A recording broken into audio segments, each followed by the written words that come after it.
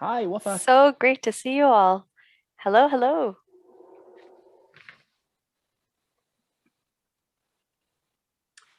So I could go ahead and start? Yes, please.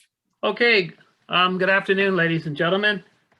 I'm very honored today to welcome people from around the world. We have 9 countries. Actually, we have people registered from 15 countries to attend. So it's a really interesting audience. So we're very, very happy. My name is Bob Armstrong. I'm the president of the Chartered Institute of Logistics and Transport here in North America, and I'm also going to act as the moderator today. Just some housekeeping notes. We would like you can turn off your video and your voice, and then feel free to use the chat room if you have questions, and we'll try to get to them. Any questions that I can't get to ask Gabriel, I'll make sure that we get them to you after. Anybody that's attended, I'll go back to Gabriel, get the answers and send them to you. The institute, our institute is a global institute. So henceforth, we get a global audience. We're here to promote our members' education and professional development in the fields of transport and logistics. And we're very, very honored to have you with us today. In fact, we're honored to have Gabriel Lagunes, who right now is in Shanghai, China. And of course, he was up at 5 o'clock this morning. So he and I have chosen not to wear ties today because it's a little early there for him. And of course, I never wear one. But anyway, I want to welcome you all to another one of our regular webinars here at CILTNA. We usually have them about every 3 weeks. And today our topic is very, very interesting. It's navigating Trans-Pacific supply chain challenges. It's the perspectives from a North American railroader stationed in Southeast Asia.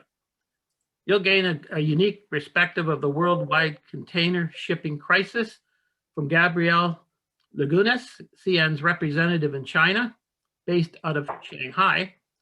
He also is CN's general manager for Asia, where he oversees CN operations, business development activities, and public relations throughout the industry. We will also, you will see at the end of this, there'll be also in the chat box a feedback survey that we'd like you to fill out. If you can, it helps us for planning future webinars as well. So without further ado, Gabriel, why don't you tell us a bit about yourself and CN? Thank you very much, Bob. Thank you very much, everyone, and for attending the webinar, and also for the Institute for the opportunity of participating and helping fellow colleagues in the industry. Let me just talk a little bit about CN for the benefit of some of the folks on the webinar who are not familiar with our company, as I heard that there's people from 15 countries around the globe. If we can go to the next slide, WAFA, it's CN stands for Canadian National Railway Company. We are a Montreal, Canada-based company. We are a leading transportation and logistics company with our core mandate being railroad, but we have a bunch of other logistics add-ons into our company. We used to be government owned, but for the past 25 years, we are publicly traded in the Toronto and New York Stock Exchange. This slide quotes some of our KPIs. We have 25,000 people working for us, and we are the largest one in Canada. And if we go to the next slide, you will see our main network. And I think that the beauty of this network, which is very basic to our conversation we're having today, is how we reach the Canadian hinterland and the US Midwest hinterland via 3 coasts. We can get to Toronto, Montreal, Chicago, Detroit, and other major cities in North America through the Pacific, through the Atlantic, and through the Gulf. And that talks about our diversity of supply chain capabilities, and which is very paramount to the conversation we're having for shippers for freight forwarders, for shipping lines. We reached 24 inland locations. The new one that we're going to be opening sometime this month is in New Richmond, Wisconsin, which is just in the outskirts of Minneapolis. That's the latest addition to our star of intermodal network ramps in North America. In 2024, we're also looking forward to opening the Port of Quebec. We're still in the permit phase. And we're going to be partnering with Hutchison Port Holdings in that location. But today we serve the major ports of Prince Rupert and Vancouver. These are the closest ports to Asia.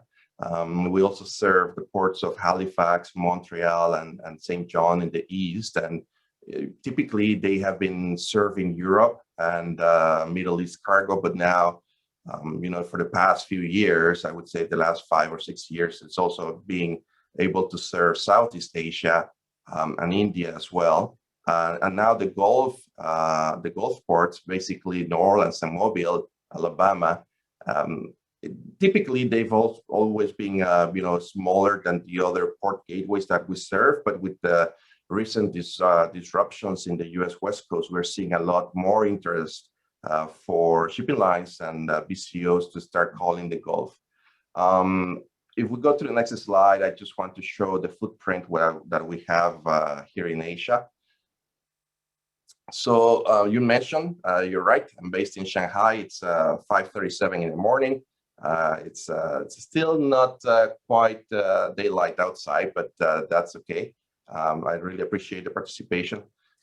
We established an office in Shanghai in 2004, and basically we use the term boots on the ground.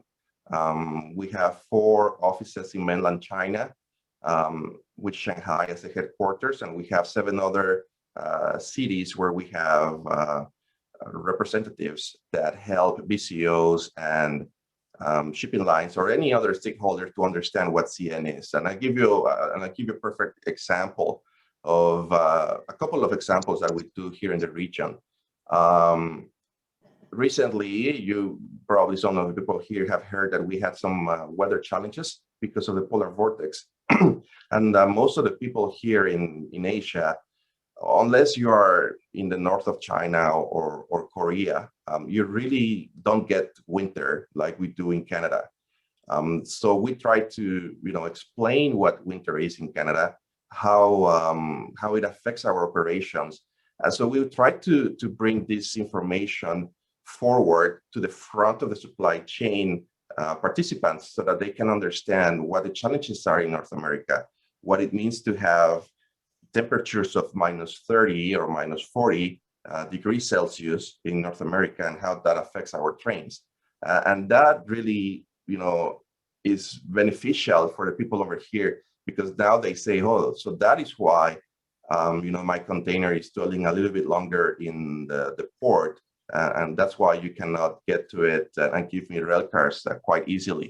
Another example that, we help people around here is we are going to go into a grounded operation in our intermodal terminal at CN Harvey sometime in May. And then we explain to the salespeople here for the shipping lines what that means. What does it mean to get from a wheeled operation to a grounded operation, and how this will be beneficial to the ultimate cargo owner. So that's what my team does. And of course, we also have the division of freight forwarding from mainland China, where we help some customers who don't have a preferred forwarder navigate the logistics in inland Canada and the US Midwest. So basically, that's my role here in China, Bob. I've been here for the last 3 years already, and probably another 18 months to go. Great. Thank you, Gabriel. Before I begin our interview, and I'm going to be doing an interview of Gabriel, I just want to acknowledge and thank our sponsor, the Port of Prince Rupert in British Columbia. We really appreciate your support of today's webinar. So thank you very much.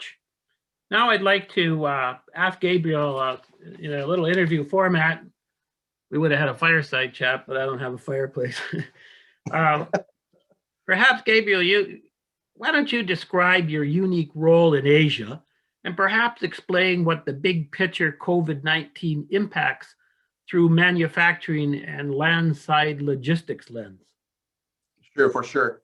Let me show you the next slide, which is basically, I think it's a very good summary that shows just where we were and where we are today, and perhaps we can draw some conclusions of where we can be going forward. It's very interesting because you know, you talk about COVID, and actually it's been perhaps about 14 months that I haven't left China, mainly on account of COVID. I was here when the outbreak happened here in China. My family went back for a period of time to Canada and then came back sometime in the fall. So I lived through the outbreak here in China.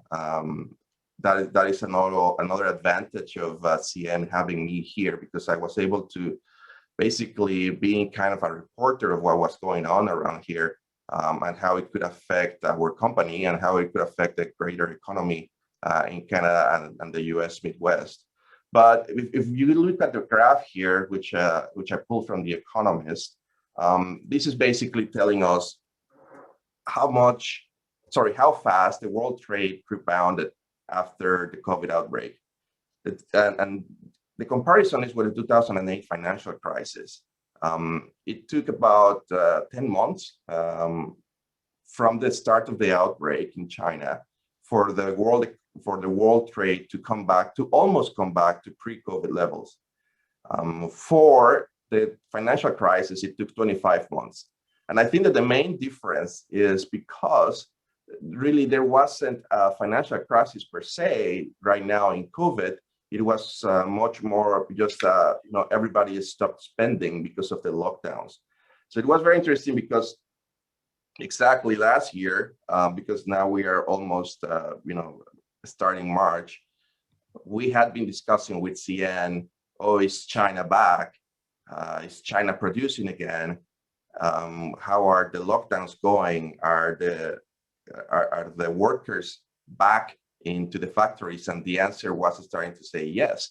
I was talking to my colleagues, to my team leaders, and saying, I think by the end of March we should be having you know, a rebound in the flow of trades from China to North America. And then the outbreaks started in North America, and then the lockdown. So that extended another 2 months. So what happened, I think, is between the months of February, a little bit from February, from the producing point of view here in Asia, to about July and August, where there was, you know, the economy was a little bit dormant, where there was not too much spending, neither in services nor products, because people really didn't know what was going to happen. As you know, it's unfortunate, some people lost their jobs. Some people were furloughed. Some people had their income perhaps reduced by 10 or 20% as companies move into a defending mode in terms of cash, on not knowing what's going to happen. But I would say since August, the economy, at least in North America, started stabilizing quite a lot. And some of these people who didn't lose their jobs, some of these people whose income returned to normal levels, they started spending. And they couldn't spend on vacation. And I think everybody knows that, because you really can't go anywhere. Well, you can go to some places, but not most of the places. So now if you were spending perhaps $4,000, $5,000, $6,000 on a family vacation or on a couple vacation, all of a sudden you have that in your hands. In addition to the money, the extra money that you have because you're not going to the office. And I can tell you that not going to the office, for example, when I started in my sales job at CN 10 years ago, meant that I didn't have to spend about $300 in gasoline, right, in gas expense, or perhaps $100 in toll fees and the 407 there in Toronto. So all of a sudden, people not only did not have where to park this money in terms of vacationing, they also had extra money because they are working from home now. They're not eating out and things like that. So I think since August, that started to overheat the demand going into North America. And if we go to the next slide, what we saw is that that demand came from China. And why China? And as you can see here, again, another graph that I took from The Economist magazine. China has rebounded to their previous export volumes. And this is just China exports to the rest of the world, not just US. We're going to go to the US in a little bit. But China has rebounded to the export volumes that they had pre-COVID and more. And the reason for that is because before pre-COVID, we had been hearing about the US tariffs, right? And how that affected the Chinese exports to North America. We heard about the diversification of supply chains to Southeast Asia, which we can discuss later in more detail. But all of a sudden, you have a world that is after COVID or during COVID, and Southeast Asia, other than Vietnam, they're still dealing with COVID. You have factories who are not producing because their people are sick. Same thing as in Mexico. I have friends here in China who are saying that their factories here in China are having triple shifts because the factories in Mexico are not producing. I have friends who are telling me that work in retail, that their supplier in Bangladesh went bankrupt because he couldn't get people to work, and of course they're not producing, so they're closing down. So all of that production that had left China for one or another reason came back to China. And China is positioned itself to be in the factory of the world during COVID. And I would guess for the next little while, because as much as we're hearing about vaccines, remember that we're hearing about vaccines just mostly in the US, Canada, and other developed countries, but not so much in the developed countries of Southeast Asia. So we're still dealing with that on top of some geopolitical tensions like the Myanmar coup, protests in Thailand and places like that. So China will keep producing. So if something was being produced in Mexico, we call that nearshoring because it's not in the US. If something was being produced in Mexico and it was trucked from Mexico to the US, well, some of that now is being produced in China.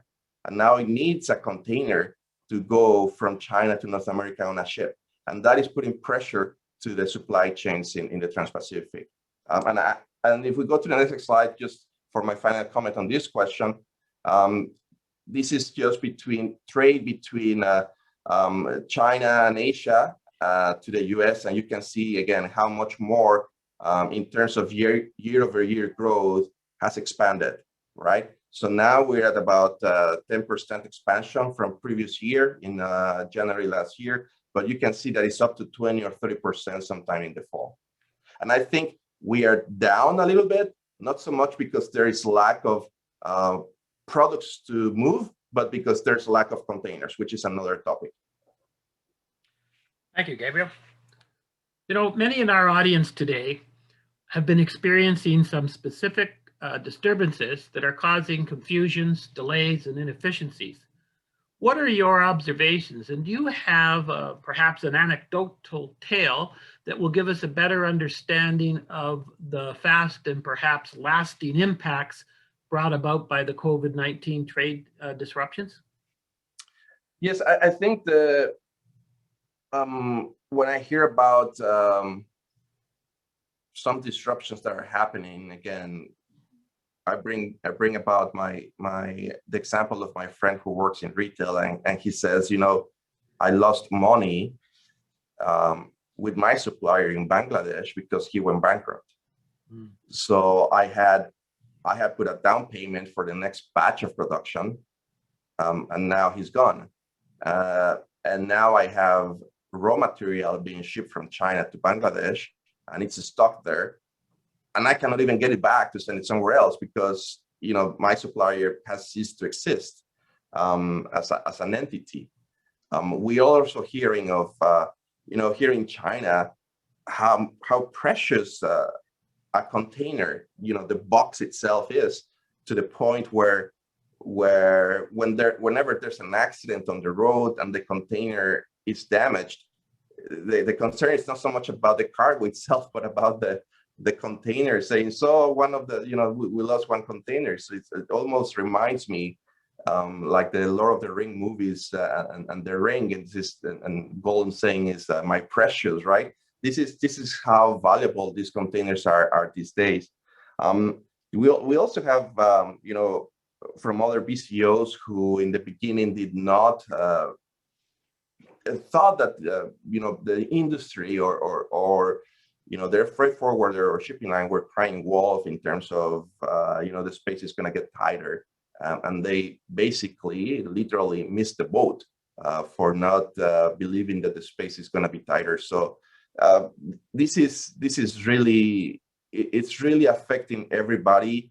I don't think is typically in the industry, in the transportation industry, we always point fingers at somebody, right? But I think this time around is really us, the consumer, who has created this extra demand, and all the links in the supply chain, from the railroads, their chassis, the warehouses, up to the manufacturing here in China and the rest of Asia, are just trying to cope with an increased demand, for example, like we see in the US of up to 20 or 30% in the fall, right? It's difficult to have that latent capacity to absorb 20 or 30% of a demand throughout the supply chain, because if you had it there, it wouldn't have happened to begin with. And as you know, latent capacity also costs. If we go to the next slide, one of the challenges, and I'm just looking at the slide here to my left, one of the challenges that we have, as a result of this breaking down of the supply chain, is the vessel reliability. And here's an index up till December 20th, and I can assure you January for 2021 is nowhere better. It's still even lower than what it was here, of how reliable vessels are just around around the supply chain. And what we're hearing is cargo being rolled in Asia 1 or 2 weeks. That's after waiting for the vessel to show for maybe 7 or 10 days. So that's your first delay. And then you have Trans-Pacific weather, which doesn't help. And as you've probably heard, there's probably 3 or 4 vessels who have suffered serious accidents on their way to North America by losing containers. And then there's the delays on the other side of the pond, there in LA or the US West Coast, and a little bit on, very little on the Canadian West Coast, almost null. And then the delays inland, right? Because as you put more cargo inland, then you need more warehouse availability. You need an extra chassis, right? Even if we only think about chassis, for example, if you have a 20% increase on cargo, you cannot just produce and manufacture chassis overnight, right? Where are you going to get 20% more chassis for this, right? So this is a cascading effect, right? Every single little bit has an effect, and then on the way back, so that is, we feel it. Like I said, we have a freight forwarding division that helps some BCOs, and some of our BCOs are feeling this, and of course, me as who overseeing that, we also feel this. Thank you. Gabriel, I want now to pose some specific questions to get your views on why this is happening, and if you see light at the end of the tunnel. As you know, consumers have changed their purchasing habits that have caused a lot of disruptions in our global supply chain. But the big thing is it's resulted in soaring eastbound container rates. Where is this going? The TPN just happened. I'm not sure if you were present on any of their virtual networks, but if you were able to read or hear the CEOs of some of the major shipping lines, they are all saying that this probably continue till at least Q3 this year. And that's very interesting, because only 2 months ago, some of them were saying just maybe till the spring this year, or at most the summer. But now we're hearing the Q3, which is still far away. I think this will end when things go back to quasi-normal. when you can travel the world, that is I would say the main point where you could probably see the inflection. That doesn't necessarily mean that you're going to travel from Canada to Europe, or you're probably going to be able to travel from Canada to, let's say, Orlando with your kids, right? And then you will be able to spend that other money. And I think that would happen once the level of vaccination is enough for people to feel comfortable and for countries to feel comfortable. I can tell you, for example, here in China right now, the borders are closed, just like they are in Canada and they are in the US. And the only people who are coming into China are people who are Chinese nationals that have their own green card or that have the residence permit like me. But it's very targeted. And the same happens in other countries here in Southeast Asia. Malaysia, I'll give you an example. Malaysia is completely closed. Like nobody goes in and out unless you have a special visa. So we see this from the point of view of North America, but there's still a lot of rules around the world that are affecting, right? So you yourself probably could get the vaccination in Canada or in the US, and you may think, hey, I now can travel. I'm hearing that around the world cruises are now being kind of like sold out a year in advance. But you need to understand that perhaps the country where you want to go is not ready yet to accept you. So as much as you have the vaccination, the other country, the destination, may not necessarily have the same level of herd immunity for them to accept you. So I think this will still continue. This, of course, is going to put pressure into the Trans-Pacific rates like they are today. I was looking today at an index for the Shanghai freight index, and I was having an exchange with a colleague, and the index was saying that it's about $4,000 per container. Well, you have to consider that when you're reading those indices, they are manipulated, or not because they are trying to make them fake, but remember that the Chinese government says you cannot raise your rates that much. So what shipping lines are doing is, instead of saying, okay, I'll give you the base rate at $4,000 per container, but I'm going to charge you all of these extra ancillary charges in order to make some other money, right? It's like when you're flying and you have your flight price, but then you also have to pay for your seat, you have to pay for your baggage handling and things like that. So $4,000 today going Trans-Pacific, it's just your base rate. It's port to port. It's more or less like $6,000. Like that index should actually be reflecting around $6,000 US dollars, not the $4,000. And that's why I say, when we look at some of these numbers, they are true on paper, but in real life, it's actually much more expensive. So I think this will end when the world can start going about their business, when the consumers, you, me, and everybody else in North America, going about their business, and then they can defer the expenses from physical products to services. And I don't know when that will happen. Like I said, some of the shipping lines CEOs are saying Q3. I hope they do, because at the end of the day, all of these extra costs, Bob, are being paid by people like you, right? I mean, the consumer. So I think it's for everybody's benefit to have some level of normalcy. And I don't think we're going to go back to pre-COVID normalcy. I think there will be a new level of normalcy, but certainly, to go beyond these challenges. Thank you. We understand there are challenges in China for exporters trying to book space on a particular vessel headed to North America. What's happening here and why? And is this situation started to ease off? It has eased off a little bit after Chinese New Year, but not much. And there are two reasons why it has eased off. One of them is there are not containers here in China to be found to put more product on. So that just gives you a natural relief because if you don't have containers, you cannot put your product, you cannot ship your product on the ship. So that has eased off a little bit the space.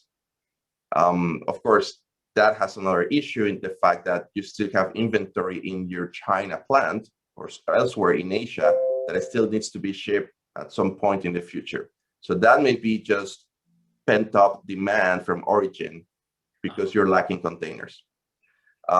In fact, I think that there's 7 blank sailings now for Q1 already, it's slated. And I don't think these blank sailings are because, there's no cargo. There's just simply no containers to put that cargo on. The second reason it has eased off a little bit, and then again, I want to have big disclaimer, which is a little bit. It's not that everything is gonna be fine. Is that the Chinese New Year happened about 2 weeks ago.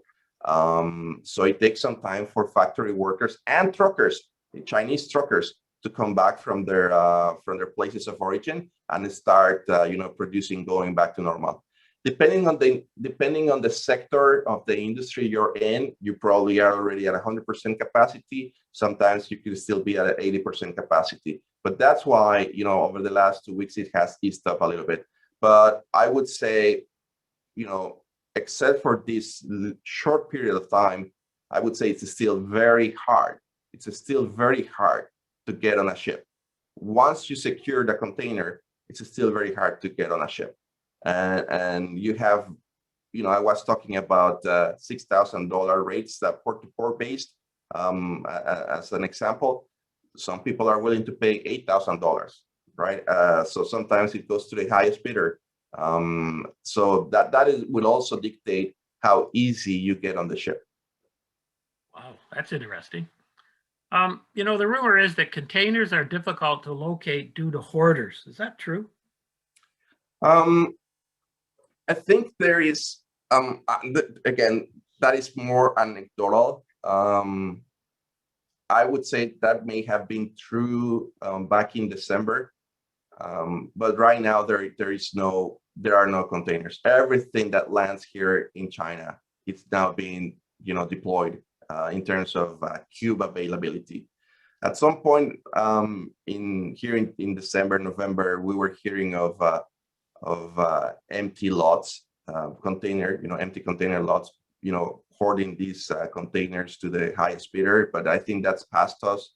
Also, I heard somewhere in Vietnam, people had loaded their containers and they were hoping to get better rates, so they were holding onto their cargo loaded already in the container, awaiting a ship departure. I think these days those practices are behind us, and basically it's hand to mouth when it comes to container availability. Whatever discharges here in Shanghai, Ningbo, it just gets depleted right away. Oh, Gabriel, what's it like for exporters in China to respond to all these constant schedule gaps, port emissions, and other last-minute container operator changes that they're faced with? It's hard, Bob. I mean, it's a constant struggle. It's a constant, pull and push of the supplier, and like I said, it's really no one's fault. I would say, could everybody be more prepared? Perhaps, hindsight is always 2020. It's just the increased demand, and like I said, that's driven by the consumer in North America. We're here in China, when we're trying to help our BCOs on the freight forwarding side, we work as close as possible with the shipping line. But sometimes, we get vessels that are delayed 5, 7, 10 days. And sometimes the customer gets rolled 1 or 2 weeks. I think that the BCO has come to learn and to understand that once you get a container, actually that's your first milestone, right? Your first celebration point. Like, you got a container. That in itself is reason to celebrate that you have where you put your goods. So if the vessel is delayed by 1 week, hey, that's something that we all should be able to live with, But still, sometimes we have shipping lines coming to us 1 day or 2 days prior to the sailing and say, I have my vessel and I need to cut cargo for whatever reason, operational reason or yield reason. And that is hard to explain because now you were counting on those boxes leaving tomorrow, and then today you're told I need to roll the cargo. That to me is the most challenging part. If maybe 5 days, 6 days in advance, you could plan for it. But the fact that sometimes we are being told the day prior sailing, that is the most challenging, and that just causes a lot of trouble, a lot of explanation to do. And again, these days, the back and forth with the cargo owner is a little bit more amicable, but in the beginning, it was very hard to explain what was happening. Thank you. I'd like to just switch a bit here and ask you a question with respect to, there's so much focus by ocean carriers on the lucrative eastbound head haul to North America. How does this impact Asian imports from North America? Yes, and if we can go to the slide, 2 slides forward, one that shows the containerized export declines. If you, our friend Wafa, the next one, yes, perfect. Previous one, Wafa. Yes, thank you very much. So this is, for 2020, the containerized export decline from the US to Asia. And you're absolutely right. Shipping lines are trying to bypass the export cargo in the US and Canada in order for the empty to be sent back to China and the rest of Asia, but these days more China, as soon as possible. This is one way for them to have better profits. I think everybody would probably understand, but I think maybe what needs to happen is for the exporters in North America to feel the same pain that the importers in North America are seeing, right? I'm not sure where the rates are. I'm not involved in that trade, but I can tell you that whereas before, typically a vessel would go 50-50 out of North America with empties and laden containers, these days the laden portion is more so about 30%. It cannot be zero because at some point the vessel itself, for buoyancy reasons, for navigational reasons, you have to have certain amount of weight on that vessel, right? So you cannot put 100% empties on the ship. So the shipping lines are still shipping laden containers, but they are definitely prioritizing empties. Although at some point in time, they also need to balance how quickly do I turn around the ship from a North American port so that I minimize the delay going back to Asia. So it's a combination of the decrease in exports. It's a combination of the rate level, and it's a combination of the export to Asia. It's a combination of the rate level of the import from Asia to North America, but also about vessel schedule reliability. Because let's say you're in LA and you have a shipping line with a vessel waiting for a dock for 11 days, right? 8, 10, 11 days. And then you finally get a berth in LA. And your usual operation is 3 days, right? Between all the discharge and the loading back to the vessel.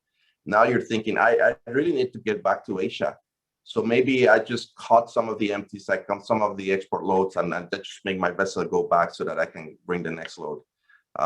So it's a fine balancing act, and it's the shipping lines at this point in time are the ones that are in the middle between the imports and the importers and the exporters. And unfortunately, sometimes you cannot make everybody happy. When we go to the Canadian ports, we're in a better position. So far, the last I checked, about 1 or 2 weeks ago, before we had the polar vortex in Canada that was felt all the way to Texas, there were no vessels at anchor. Our dwell in the Port of Vancouver and the Port of Rupert is about 3 to 5 days. I mean, that's amazing for a West Coast dwell. But you go back to you go on the other side of the country to Halifax and St. John and Port of Montreal. There's no vessels waiting. Vessels come and then they just dock right away according to their window. And even if you go to the Gulf, Mobile and Alabama, Mobile and New Orleans, I mean, we have plenty of capacity to move some of this cargo to the Midwest. So if we take if you look at if people can look at the map behind me that I have in my background, the center of the Canadian and the U.S. economy when it comes to the Midwest, Chicago, Detroit, we can reach those through 3 ports. And what we're hearing now is more BCOs are paying more attention to Mobile, Alabama, and New Orleans. Those ports are typically more export oriented. So we have ample capacity to handle the imports.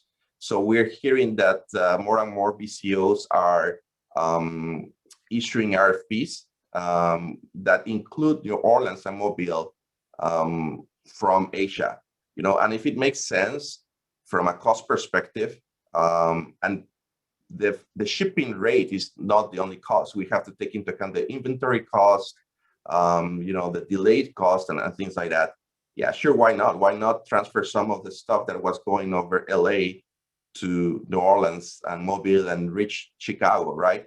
You may say, oh, it's much longer because it has to go through the Panama Canal. Well, yeah, it's much longer, but it's steady. When you go to the US West Coast, it's like everybody's guesses how much you're gonna wait in the next, at the port for the next few months. And the same thing with Halifax, right? For exports that are leaving Vietnam, Thailand, Indonesia, the ASEAN countries, you can get to Chicago in about 30 days, 35 days. You can get to Chicago via the West Coast. You can get to Chicago via Halifax in about 30 or 35 days. So that's the beauty of our network, that we offer that diversification in a one-stop shop when it comes to CN.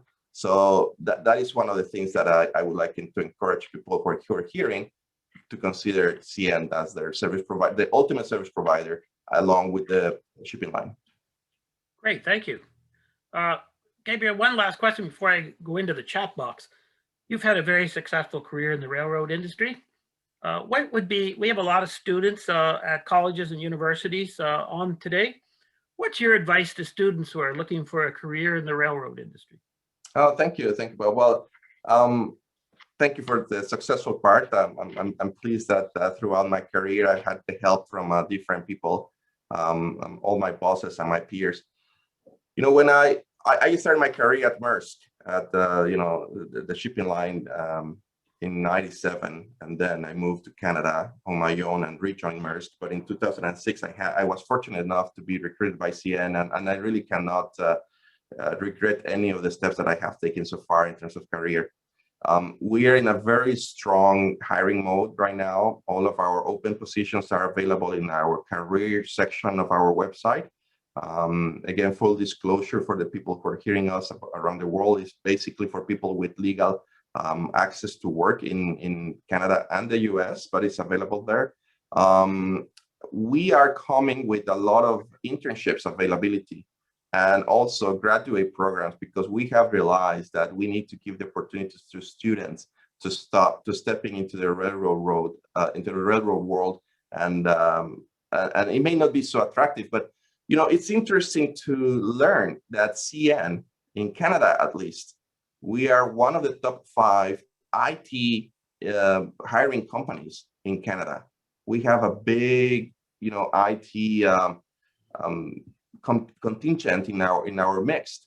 So when you think about the railroad, you really don't, marry the idea with IT. It's like, how come it's IT? Well, we have a plethora of projects going on, whether it's automated track inspection or automated train inspection, and a lot of number of systems that we need to upgrade or renew.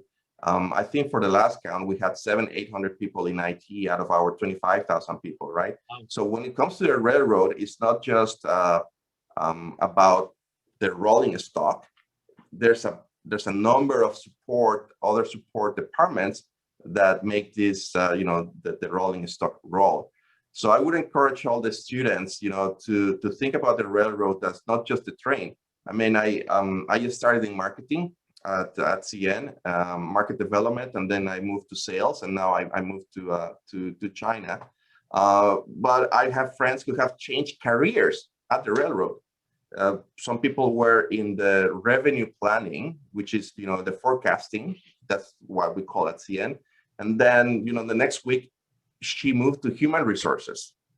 And that's the beauty of CN, of being so big that you can change careers, you can reinvent yourself without the need to go out of your own company. So I would highly encourage all our students. Like I said, we're trying to get about 100 students, 100 intern placements for this summer. And the idea that is they are recurrent, but also for the graduate programs. There's a graduate program throughout the CN right now that is being promoted, gives you a 12-month, let's say, on-the-job training with some leadership training as well, to position that person to be the next leader within CN, So I would highly encourage, yes, this is the railroad. That's our core competency. We're moving goods, 250 billion of goods in North America. But it's much more about moving goods, right? You have human resources, you have accounting, you have IT, you have forecasting. So research, operations research. It's a world in itself when you go to work at CN.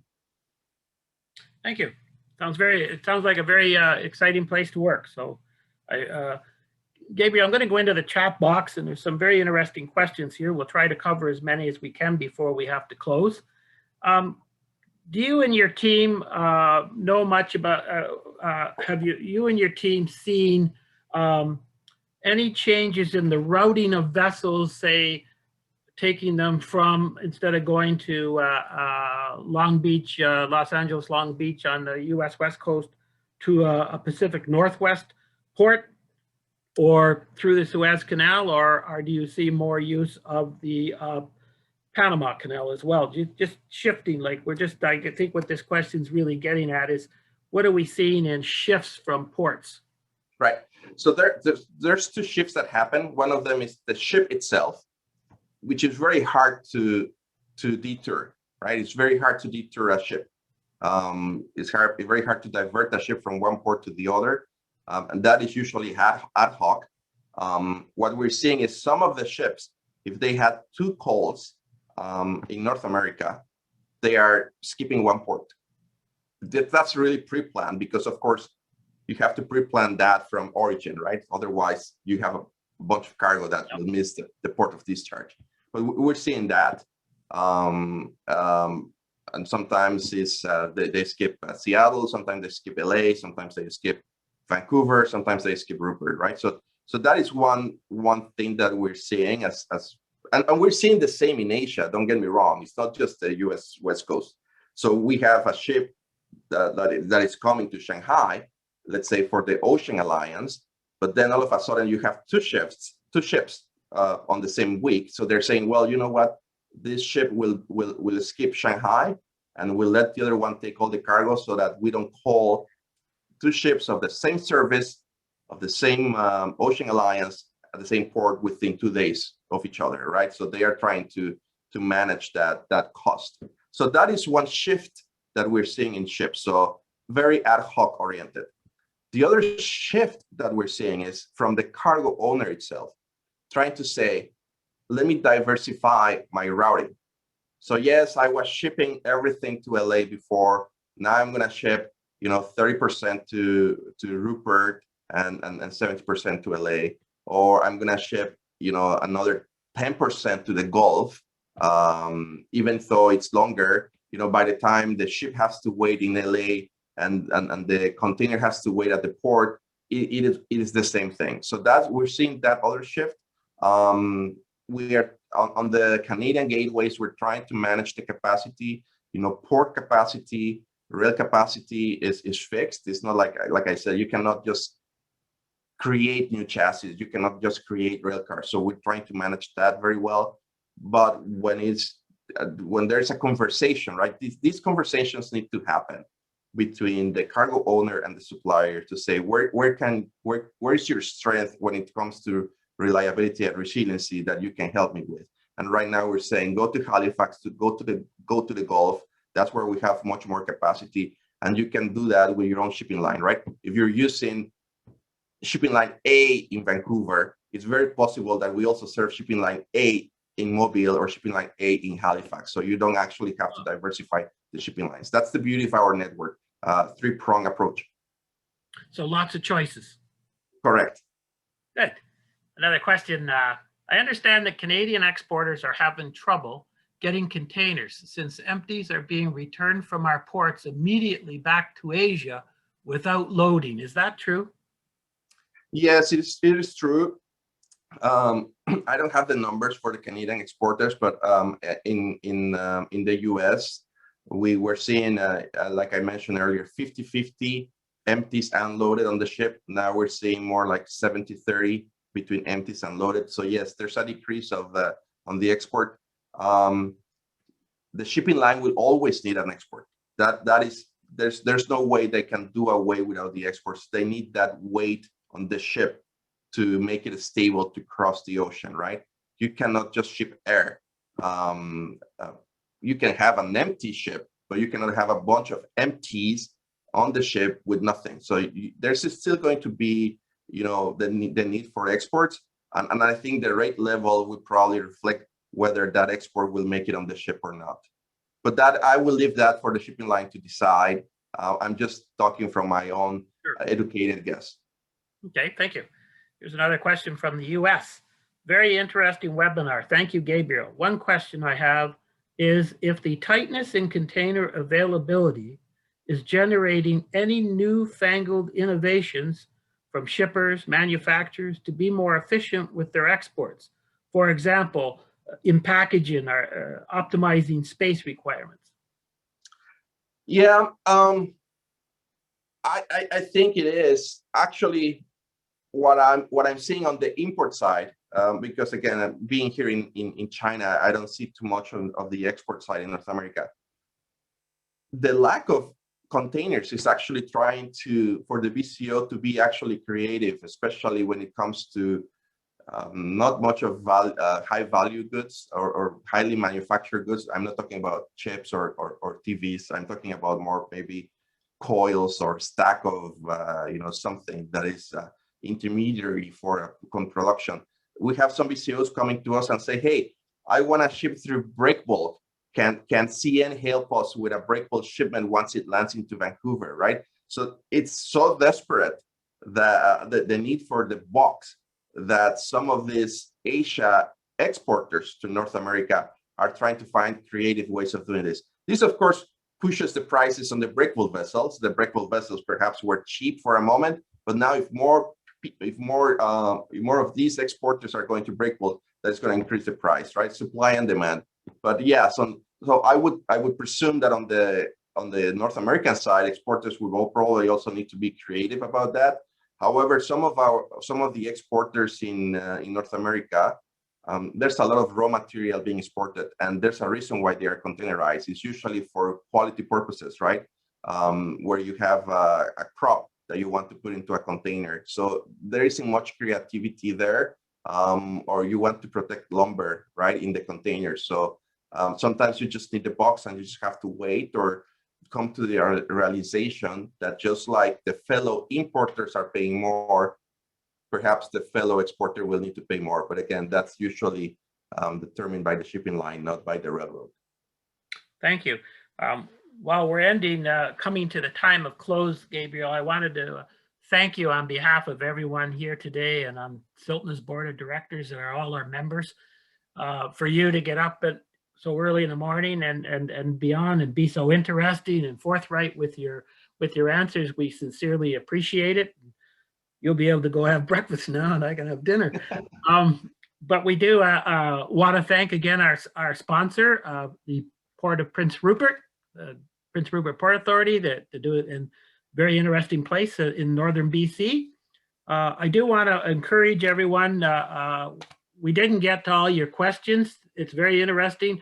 I will be sending them to Gabriel, and we'll get you the answers if he's able to answer some of the questions he may not have the answer for, because I think they relate more to the carrier, the container carrier of the goods. But we'll do our best to do that. I would encourage any of you who are in North America to join CILTNA. We'd love to have you as a member and join us every 3 weeks on our webinars. We have more coming up we have actually 2 more this month. We have a lot of interesting topics that our members and guests that have been on our webinars have asked us to produce, and we're reaching out all the time to keep you informed as best we can of all the developments, because it's a fast moving world out there, and it behooves us to help you as best we can to keep moving forward. And again, Gabriel, I want to thank you and CN and all the great work, and I've enjoyed my time with you in Hong Kong the last 3 or 4 years, where we did the panel on selling and promoting our Asia Pacific Gateway, and I think it's just a great idea for us to continue to do that. So don't Likewise, forget. Bob. Oh, thank you, Gabriel, and don't forget everyone to fill out the feedback survey. We'd really appreciate that. And again, to all of you around the world, to have so many people from around the world join us is also a thrill. I know my buddy Finbar in Ireland there is probably getting ready for bed, or go to the pub if it's still open. So I want to thank again all of you for being here today. And again, Gabriel, I hope to see you soon. Yes, all the Bob. very best to you and your family, and stay safe. All the very, very best. Thank you very much, everybody, and have a great day.